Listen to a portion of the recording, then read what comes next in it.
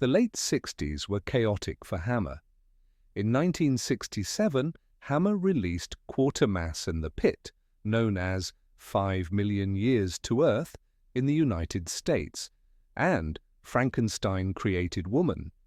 But neither were truly successful. Another film, Slave Girls, bombed. 1968 was slightly better with the success of Dracula Has Risen from the Grave, but The Devil Rides Out, a movie that many consider to be Hammer's finest, struggled at the box office. The studio's growing overhead, however, made it difficult to keep its production staff together.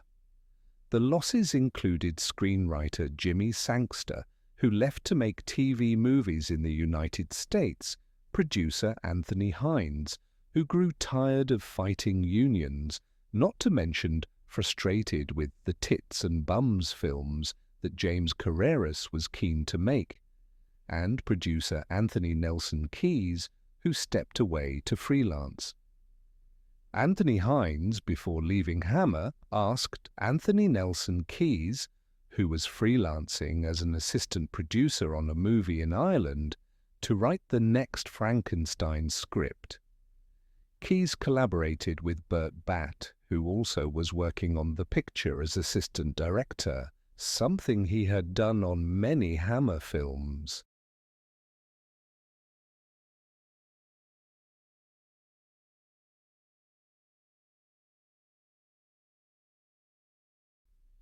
Terence Fisher, who returned to direct, stated that besides the horror of Dracula, he was most proud of his work on Frankenstein Must Be Destroyed.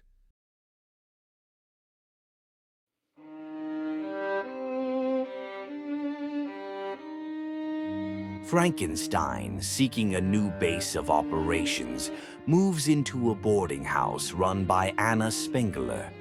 She is engaged to Carl Holst, a young doctor who works at the local mental asylum. His mother is sick, and Carl has been stealing cocaine from the asylum to help her, even though he knows that getting caught could destroy both his career and Anna's livelihood. Frankenstein discovers Holst's thefts and blackmails the couple into helping him. Carl reluctantly aids Frankenstein as he kidnaps Dr. Frederick Brandt from the asylum and takes him to the boarding house. He is a brilliant scientist and a former collaborator.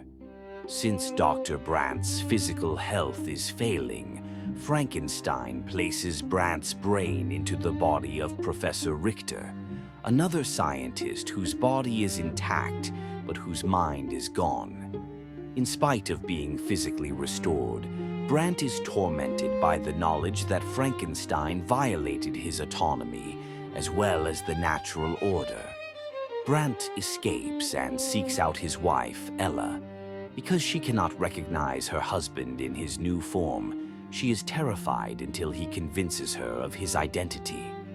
Frankenstein arrives at Ella's home to reclaim Brandt. He lures Frankenstein into the house, then sets it ablaze as they struggle. Ella escapes, and the building, consumed by fire, collapses with Brandt and Frankenstein inside. Now we're going to be talking about Frankenstein Must Be Destroyed. I believe it's number 5, and it was following the Frankenstein Created Woman, and it precedes the sequel, which is the next one, stars Ralph Bates, and doesn't actually star Peter Cushing. Boo. This movie is cited by so many people as the Frankenstein movie. I myself, it's a good movie for a lot of reasons with Terence Fisher as the director, but to me, the recreation of Frankenstein as the ultimate asshole, what doesn't he do in this movie? What does he not do in this movie? So probably sets me back about the way that I see this film. There's no denying the storyline. There's no denying the emotions that you feel. There's no denying by at the end how you really want Frankenstein to be destroyed because the son of a bitch deserves it. I see there's one thing he didn't do in this film. He didn't kick any dogs. So The only thing is, you're right, you talk about Terrence Fisher being brought back. However, the funny thing I found interesting about this film, too, there wasn't the usual normal writers. It was a guy called Burt Batt, who, this is his only writing credit on the IMDb. He actually spent most of his career as a assistant director, and actually assistant director in a lot of Hammer films, and assistant directed a few larger films like The Naked Prey and The Man Who Would Be King. This guy was an assistant director on a lot of big movies. This is just his only writing credit. Anthony Nelson Keys does a lot of Hammer too, but he was always a producer. So, and the fact that he actually wrote this was amazing. So do you think this was like one of those production hell stories? You know what? Yes, I do. But they made it work because I think Terrence Fisher made it work because someplace where the inspector in here, even though he's such a big part of the film, was added, that whole character and that whole side arc was added after they started filming. Where they wanted to cut out the movie and add some comedy to it, so they did those scenes afterwards and interspersed them. And Terrence Fisher, being the great director he was, you can't see that. You cannot see that. I think he did a fantastic job. So the first scene I picked out, of course, was the beginning. Because the one thing every Hammer film... Off the wall. It's a weird start, but it's still a great start. A lot longer than usually the most Hammer films. You always get that big, short punch in the start. And you do kind of get a little punch here, but it's longer. It's more just kind of detailing that he's used to being on the run now. And it was not a bad beginning because the blood flowed. And he's not afraid to kill people. He's not afraid to kill people. That brings up a question that I'll ask later. I did do some editing just to cut down the segments a little bit. There we go. Thank God for editing. And actually, I'm like wondering who chose the music here, too. I am. I'm kind of getting that weird, third man vibe.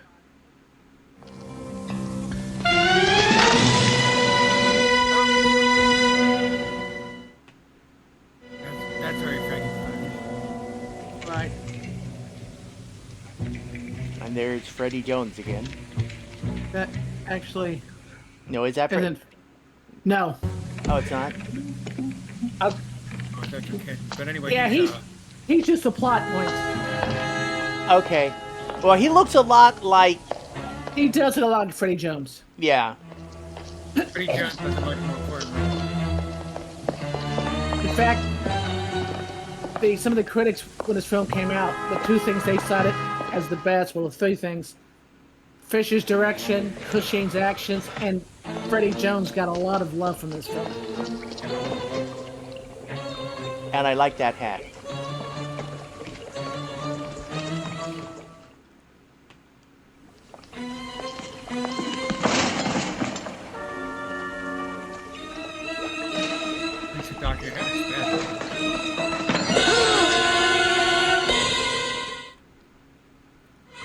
Actually, I really like this scene. I haven't, obviously, I mean, like I said, I haven't seen a lot of the movie.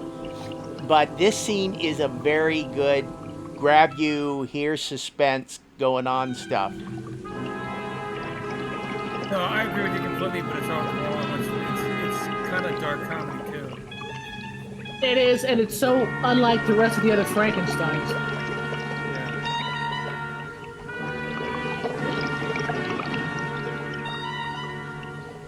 And I like that shot there.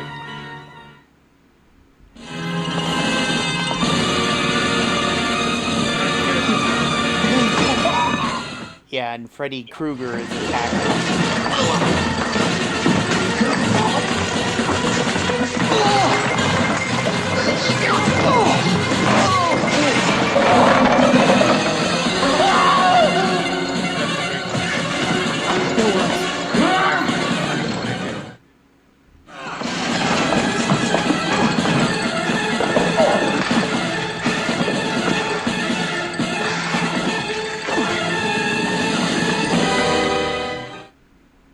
Now that's something you never would have seen in the earlier ones, was Frankenstein. Yeah, well, I mean, this was a very aggressive scene. You would not have expected that. Well, not just that, you wouldn't expect him to actually hide his face like that. He never did that. He was too proud to hide his face, I think, in the earlier films. Yeah, but remember, he was out cutting somebody's head off. But he's no longer a gentleman. He's not part of the aristocracy like he once was. Well, that's true, but he's a rodent running around in the night, feasting on things. Good. It may be. I like that. I like that. You can take the man out of the blue blood, but you can't take the blue blood out of the man. Okay, I think they did that in here. This movie could have stood by itself. Now, this scene. Is this the escape or the kidnapping? The kidnapping, yes.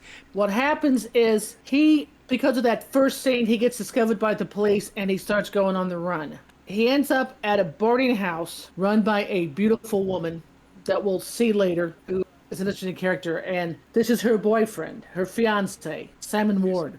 He's a doctor at the local asylum. Simon Ward is one of those guys, too. If you've watched a lot of British stuff, you have seen him.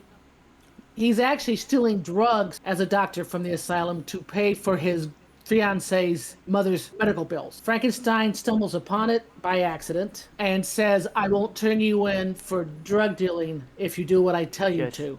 And he says that you've got a patient at your asylum, a Dr. Brandt, and I need to get him out because we're buds. And so they're here at the asylum to break this guy out.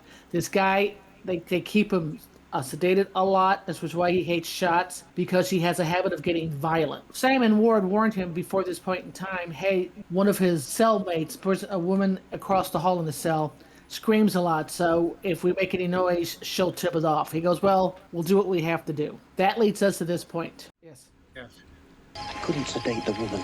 The principal caught me in the cell. I just had to trust to luck. That line. We're going to have to trust the line. Well, that's because earlier on, he said something about the name of God. He was talking about how many problems they're going to run into trying to do this. Yeah. He's not the name of God. He goes, God has nothing to do with this. So don't bring his name into it.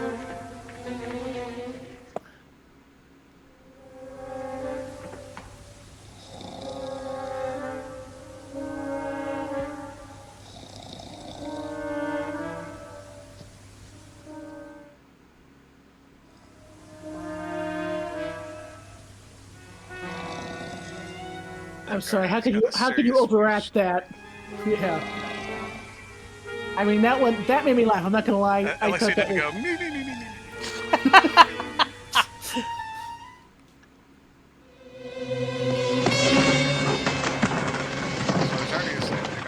Okay. Because he doesn't want to take the chance, though. Everybody.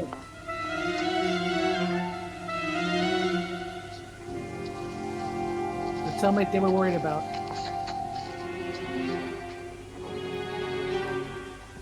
Now they're in two different cells then, the woman and him. Right. The woman's right across the hall from Dr. Brandt. So he can hear and see everything. This actor, by the way. Which actor? Don't be afraid, Dr. Brandt. We're not going to hurt you. The guy in the asylum, Dr. Brandt. Yes. I'll wait till after this thing's off. Don't be afraid.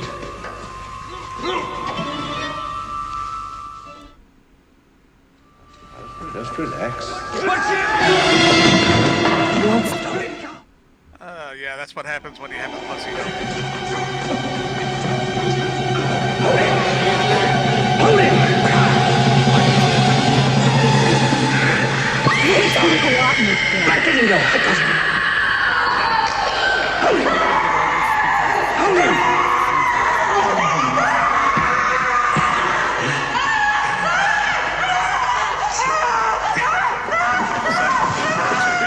To the breadbasket.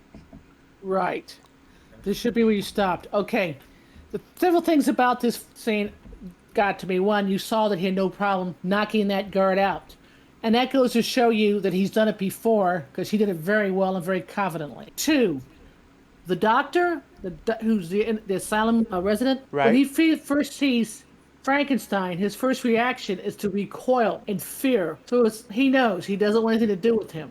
And by the way, that actor was a guy called George Pravda. The reason I bring him up, he never got really big, but he died a working actor. But he's got a good backstory because he actually was born in Prague when it was part of the Austro-Hungary Empire pre-World War I. After the Soviets took over Czechoslovakia after World War II, he actually faked papers to sneak out and get to the English stage. which is also why, though, every time you see him, he's usually playing a Russian spy. In fact, he was in Firefox, if anybody remembers that movie. I The saw it in one, theater. the one with Yeah. Clint Eastwood. He plays a Russian general. He wants to take the guy. It's his friend. When he starts screaming, the first thing he does is starts beating the crap out of him. I know he was in a position he couldn't help it. One of the things that runs through this movie, right through the center, and then it's this.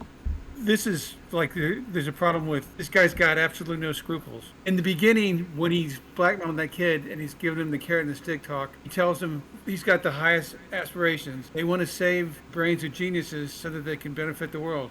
What a great aspiration. Look at how he's gone about it. And the execution. But I think that kind of goes in line with the fact that he's fallen from grace, and now he's having to hide everything. He's having to run and hide and do things on a lower level than he was used to be able to. And he's willing to do it also because the mission comes first. I agree with you, and I don't know if you caught the joke he made in there about 5 minutes after this when they're talking about cutting his head open and stuff. Simon Ward's like, you can't think we can do that, and he makes a thing about where would Dr. Knox be without Burton Hare, and I thought, wow.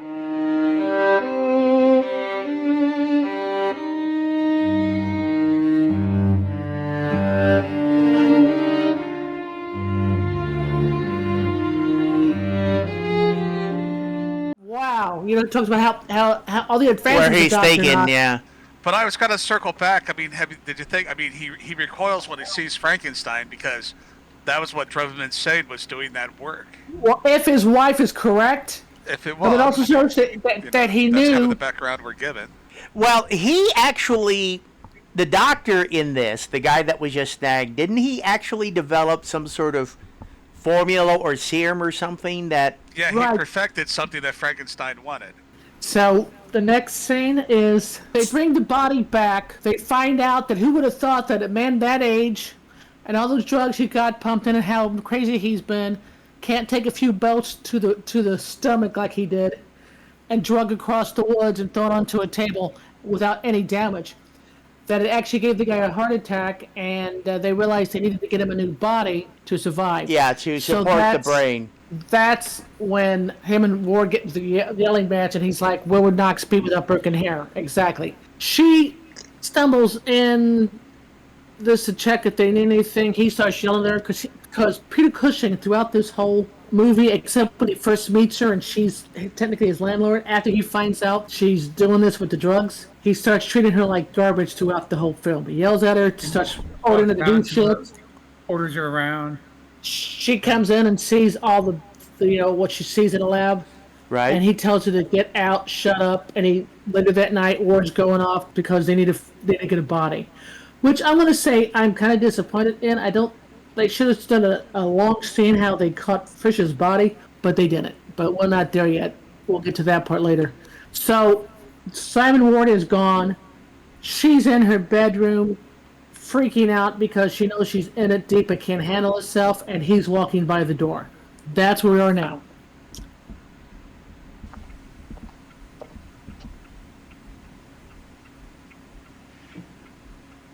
And we see Grand Moff Tarkin in action. Pretty sure for that time period. I expect that out of a Grand Moff Tarkin. Where's Carl? He's gone back to work at the asylum. We've done everything you asked. Please leave my room. Ooh. Somebody's a scumbag. Beast. Beast.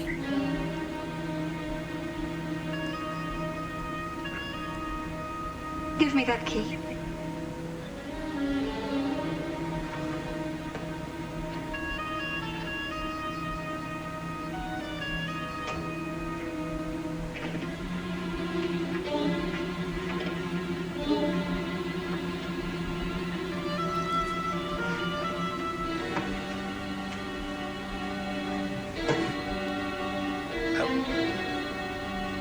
Uh-oh, don't do it. Don't do it.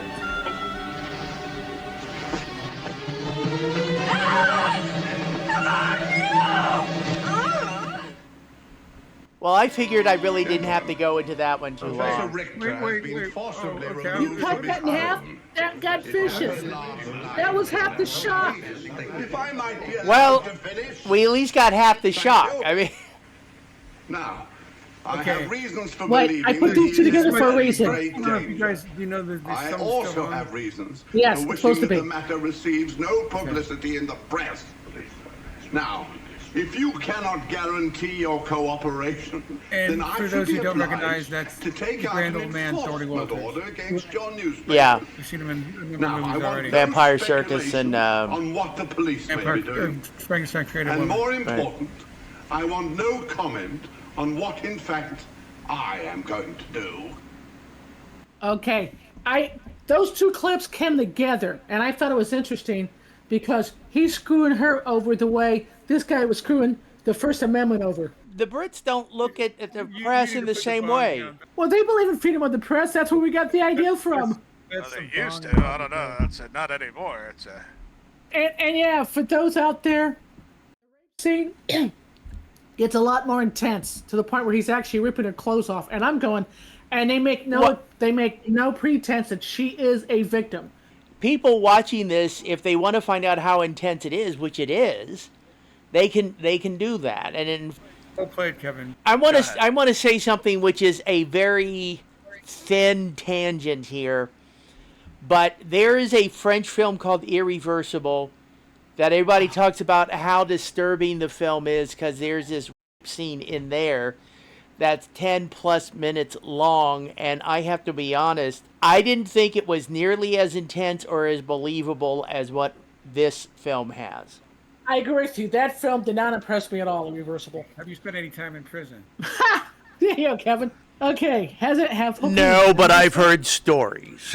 But I Well, think there it was- all there goes was- back to it just shows the change in character that they're demonstrating with Frankenstein. Absolutely. Here's a guy. That- But the thing is, before this point in time, even when he does crap, it's usually because he's focused. Okay, you can argue in the first movie when he was having the affair with the maid, there was no point to that, but she was trying herself to get him to marry her. If I can interject here, He's an asshole. well, yeah, that, but if I can interject, I think the point is, if you're looking at it thematically, is the fact that we have a guy who is trying to play God, yet he can't overcome his animal instincts. Okay. And that may be. In defense of Dr. Frankenstein, apparently the original story or the original script didn't call for any of this, and then somehow or another, James Karras, the producer, like the big shot at Hammer, said we got to have a scene.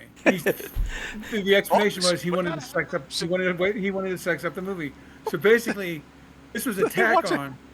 This was a tack on that they We need just to put put in there something because in they thought it would cheapen. I could see that, but it might have worked better if it was more seduction than brutality. If he really wanted I to agree. sex it up, I agree you know. Except that how much seduction could Peter Cushing? I mean. If you Right. think about the fact that he could say, "Look, baby, you and me, or I go to the police." But I that's mean very that would seem to be more. That's More in that doesn't line. sound like seduction either. That's Yeah, that That's sounds still more rape like by sexual coercion. blackmail. That's by coercion. But Hey, something You want the part, don't you? something that seems to be more in line with what we would expect in the scenario. But you know what? Would he have done that in the first couple of movies in the original Mythos? Would he have done that himself? No. No. But that's. I mean, it kind of goes back up. He's fallen on hard times. He's fallen from his position to where he's doing this stuff.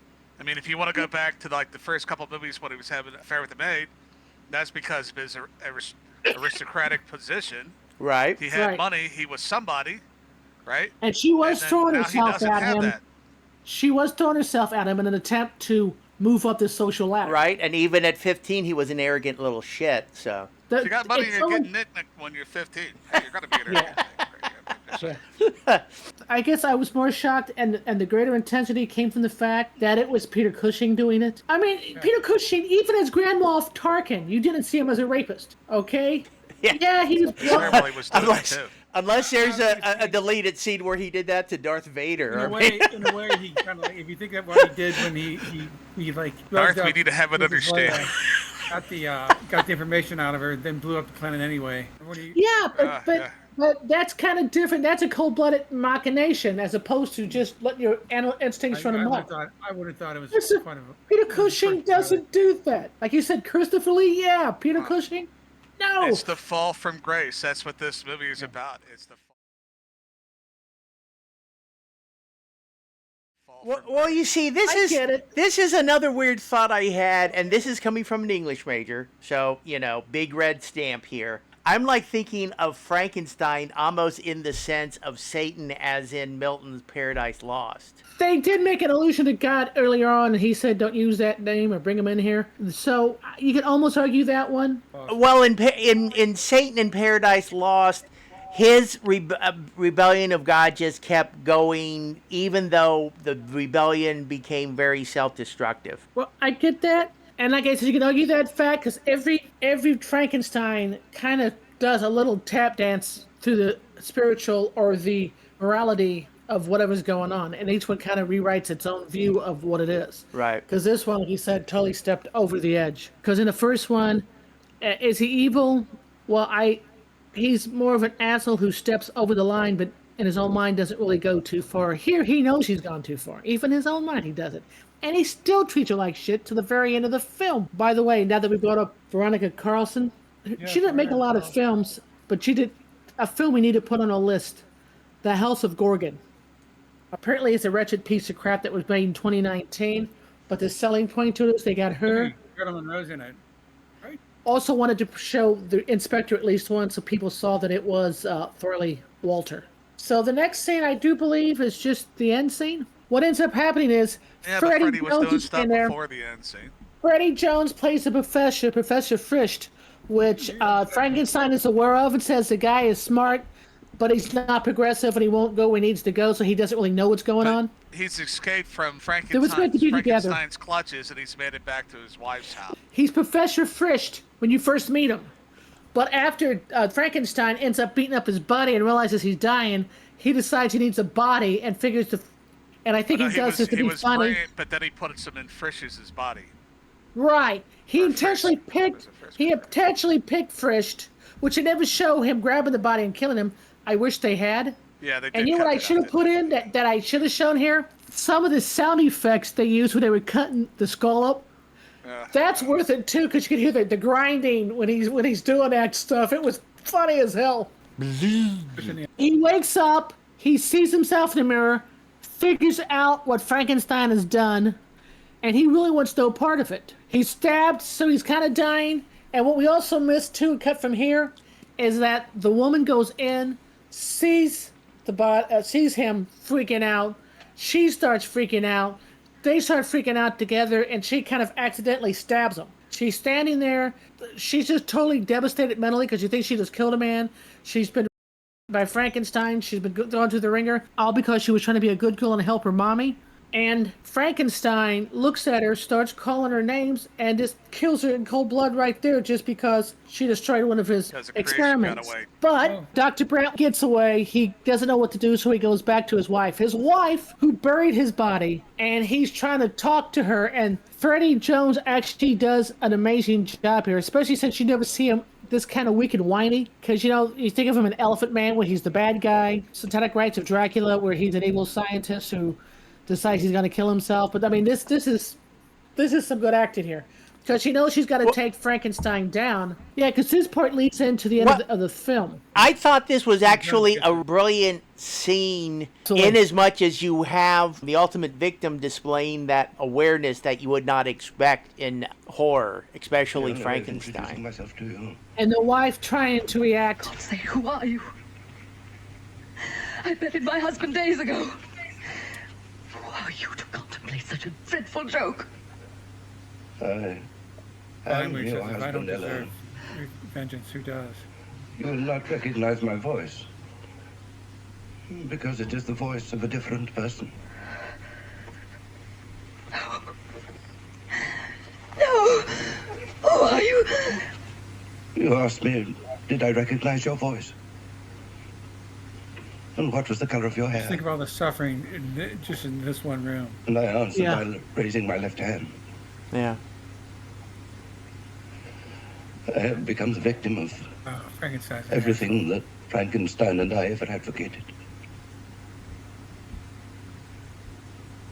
My brain is in someone else's body. Yeah, he did an amazing job in this scene. There's nowhere else for me to go. Right. Put it in there. Frankenstein will know I could only come here, and soon he will come for me. I know why he did this. There must have been some point where I was very close to death. He had to keep my brain alive. He wants the formula that I was going to give him. I cannot risk your going to the police before he arrives. I will release you when the time is right.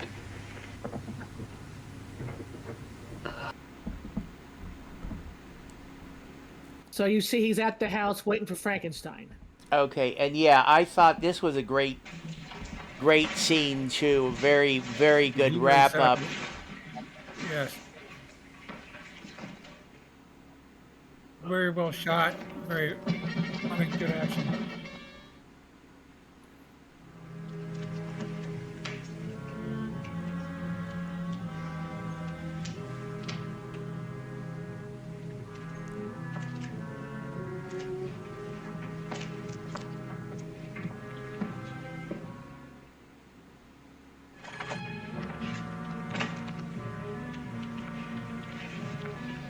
You may leave now. When you look at her face, because she knows. By the back staircase and move quietly. Well, I imagine that she would have to come to accept it because of his personality coming out. She does, but she still has to keep a guard because she doesn't know. She's been messed with so much. Yeah. Well, this is not your everyday situation, so. It's not, and she's the most sympathetic character, the only sympathetic character in this film. I fancy that I am the spider and you are the fly, Frankenstein.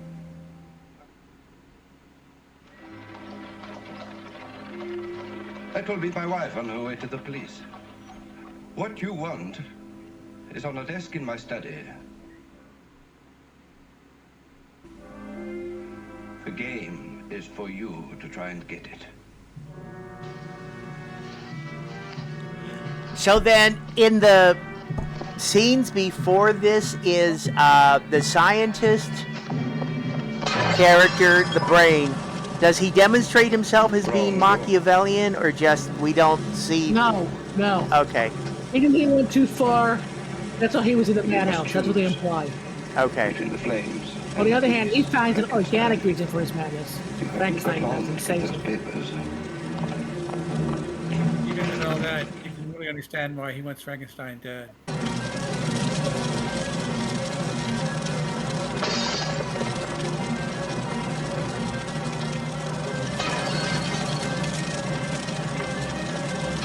Yeah, and he's there. Okay, he's got the formula now and trying to escape.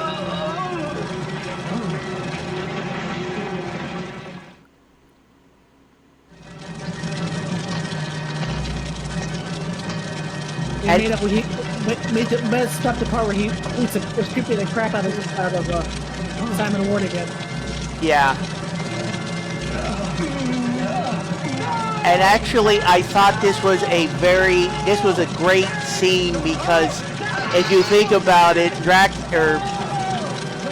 Frankenstein, yeah, he's being brought back into hell. Right, and that's the one thing he's afraid of: death and Judgment Day. So is this watchable? Final thoughts? This receives a lot of good ratings. It does, and I get why it does. Like you said, it stands by itself. Plot, except for the was very tight. The acting was fantastic. Well, you can't never get wrong with Peter Cushing. But I do find it funny too. Go back to the and you talk about how poor Veronica Carlson didn't want to do it because it's Peter Cushing. He's a gentleman. He treated her like a father. He would take her out for dinner after the shootings with his wife and make sure she was okay. And then he's Grand Moff Tarkin later on, which, by the way, I guess they said that some of the actors had trouble with him on like Star Wars. They couldn't treat him badly because they were like, "But he's Peter Cushing. He's such a nice guy. We can't treat him badly." And I also want to say some other thing though that did one thing about the plot though that I didn't really like, but it's not really holes. The way a lot of the plot is moved on by accident. The thief just accidentally picks his lair at the beginning of the film. The Simon Ward accidentally drops the drugs. Happenstance and coincidence, stuff like that. That's you have a hard time getting away from in a B movie, especially. I get it, and I get it once or twice, but every time they needed a plot point, they brought in happenstance. I understand why some people like it. I understand that the movie looks great. The acting job, especially by Jones, Freddie Jones, especially by Freddy Jones, was exceptional. So everything about the movie is good. It's just an unusual Frankenstein movie. This falls from grace. Because you kind of have a monster, but you don't have a monster. Yeah, exactly. There was no monster in this, actually, except Frankenstein. Exactly. Well, because he's still trying to play I think God. that's what makes all of the Hammer Frankensteins stand out compared to a lot of the other Frankensteins. We're concentrating on the doctor and the doctor as the monster. Was this what I would have considered if I were to say my favorite Frankenstein movie in the franchise? No. Is it watchable? Yes, but it's a different kind of movie.